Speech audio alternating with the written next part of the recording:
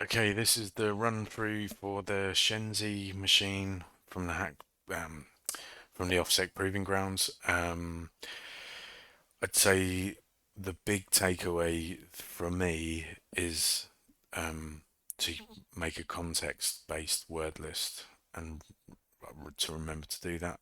The vector for the attack path is um, you'll find some credentials in an SMB share. You then discover through a context-based um, endpoint there's a WordPress. You use the credentials to log into the WordPress admin panel. You update a theme to get code execution, get a reverse shell. Then you'll see that things are installed with um, system or elevated privileges.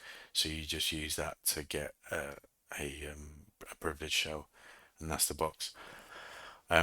Before I start, I'll just show you how I get like a context-based word list. So if I find a web page, I might pull down the file like with curl and then pipe it into I think it's called HTML. There's two. There's HTML to text. If I could spell. I've got it installed on this because I've got my box hosed the other day. Um, yeah, so there's HTML to Markdown and there's HTML to text, which I need to install. But basically, you curl a page, pipe it into that, and then you use T to put it into a file, and as well as see it, or just put it straight into a file. So you've got a text file of all this stuff on the page. That, along with all your scans, everything else that you have, I then have an alias, which I'll show you in a second, but it's called CTTX word list, and it made for context word list. It's to make a context word list, and um, if I just make an editor, that'll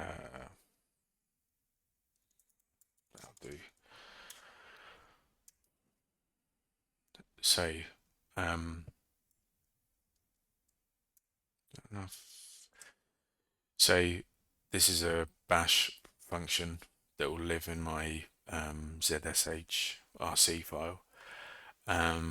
So it declares a parameter for a context word list and then a temp one, and it basically finds every file in the local directory and then prints out everything um, apart from errors, and then anything that's a string which is less or greater than 3 characters long, it will sort it and dedupe it with unique and then pipe it into the temp word list.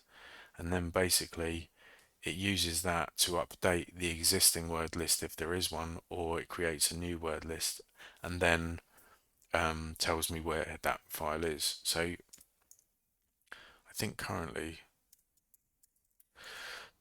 I might have some stuff from previous. Yeah, okay, so let me just get rid of that and rid of that. Um, and if I run it now, um, well, yeah, it's created a word list and it's got some stuff in it. Some of it will be garbage, but some of it will be useful, as we will see. Um, so port scan. Right.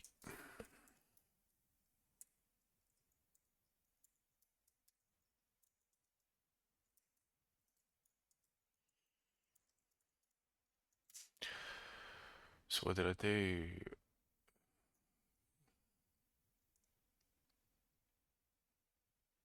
This was the scan. Um, had a good dig in FTP. Couldn't upload anything.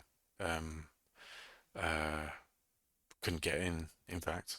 And I did think about like, oh, maybe I'll be able to upload it something, but I couldn't even get in. 80 will see, SMB 443 as well will see the page straight away, dashboard, and the XAMPP stack that it's got. Few others, MySQL, didn't get anything out of that. Tried echoing, just echoing a little garbage string and piping that into Netcat and then seeing if anything came back. Nothing did. And the usual MS RPC files. So, or ports, I should say. So, let's have a look at this in a browser on that 443. Open browser. And we're on 192.168.106.55. So we'll see our XAMPP page. Now, I'm going to give it a spoiler here. After a second, I'm going to pause, like leave you to pause it if you want. But you can fuzz around and you won't. The only thing you'll find, in fact, I think that's it. Yeah. You'll find this and you'll be like, okay, maybe there's something in there. There might be something in here. Nothing huge, but we can see that I think there's a user called Shenzi, which is the name of the box. Yeah, users Shenzi. So this, I mean, if we were to curl this down, this Shenzi would be in our word list, our context word list, and then eventually, after banging our heads, we might discover that there's a Shenzi endpoint and oh, there's a WordPress site. Before we get to that though, we've got these SMB shares, so we should have a look in those. And I'm just going to paste it in, save time. So we will see if we can list out anything, and I'm just going to give an empty password, and we can, which is often not always the case. So can we get into that Shenzi?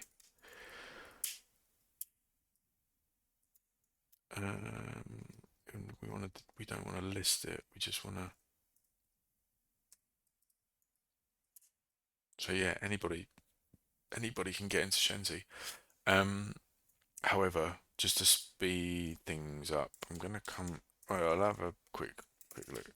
There's some stuff in here which we'd probably like to look at.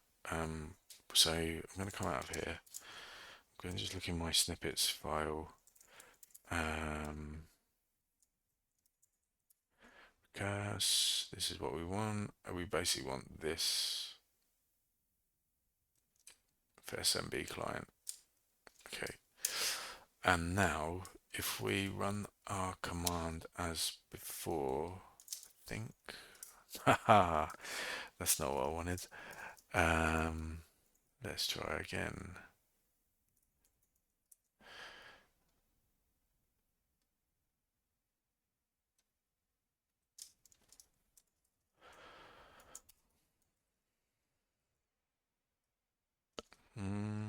Hold on. Make cd loop. So that's just an alias to make and then go into a directory. And now get everything. Oh, it didn't like that. So let's just do these one by one. I'm a bit lazy here.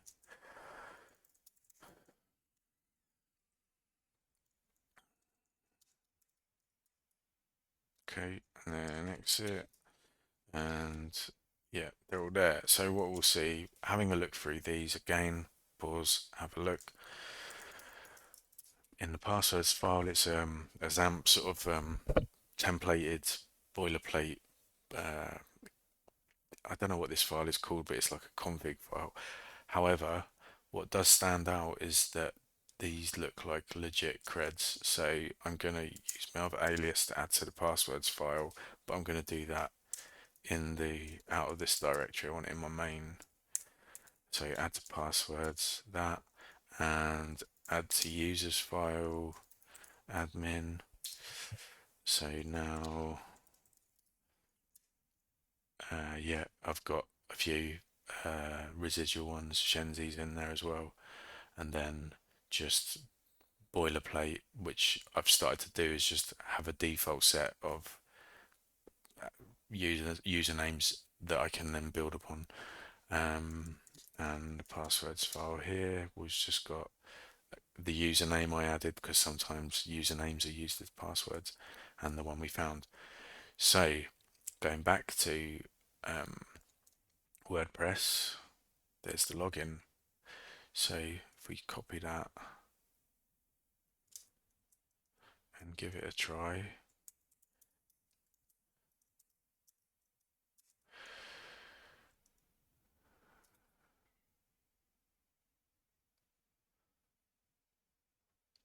we are going slowly.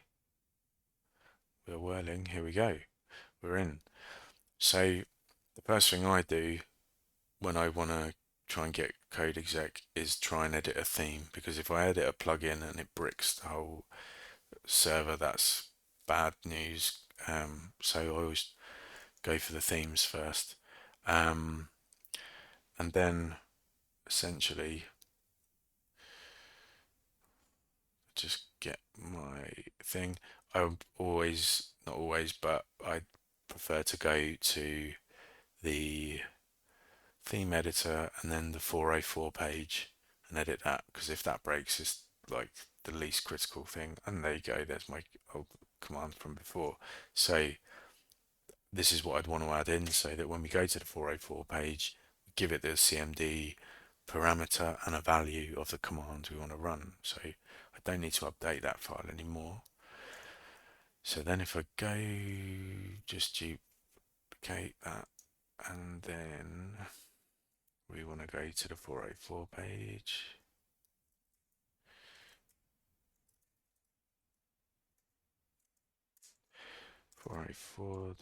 .php, and then cmd equals system info, and hopefully, yes, and then control U just to see it in the source code view. It makes it more legible. So we've got code exec, we've got some information. I've started to copy this out, put it in a system info.txt file locally here, and there's a tool called Wes with Windows exploit searcher, WesNG, the next generation one, and use the system info and QFE data file when you get on the system to look for kernel exploits. But that's a tangent. I digress.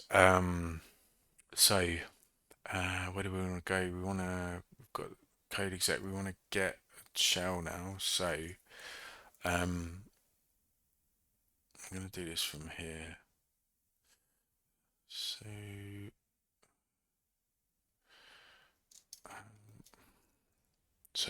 MSF Enum, that's my IP. 443 is good.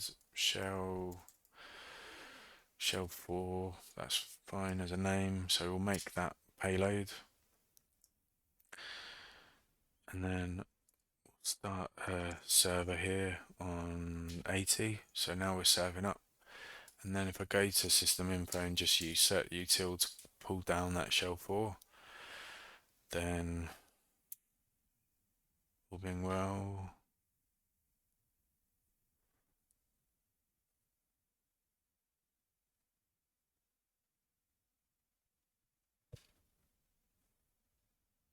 oh, because I'm serving on 8,000. So serve on 80 and then do that again. Lovely. So now we've got our shell. If we then open a listener on 443, so this is just the Penelope sort of alias, and then yeah, we'll do it from here. Shell4.exe. Yep, there we go. So we got a reverse shell. Now I'm gonna take a moment.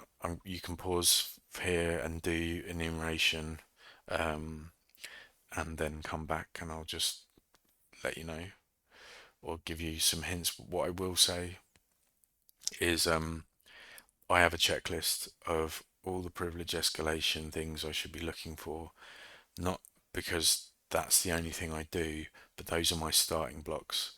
So I can go through and check for this, check for that, check for the other, keep going until I know, like, well, you've looked for that, so you don't need to pursue that anymore. And it just helps my brain keep moving through things and not sort of like trying to hold everything in at once. So it allows me to focus on more important things. On the checklist is to look for things, and you will find this if you run Wimpy's, but look for things that are installed with elevated privileges. If is that flag on? And how we do that is we interrogate the registry and look for the policies of things getting installed on a system that are always elevated. If it isn't, we'll get nothing back here. If it is on, then we'll get that, and that this means one, even though it doesn't make arithmetic sense. It means one, so things are always elevated. So what this means is, if we make a malicious MSI file through for a reverse shell, then it will be run and installed as system and give us a system shell. So I'll start a new listener. In fact, before I do that, I'm going to create my MSI file. So again, we're making a 64 reverse TCP, and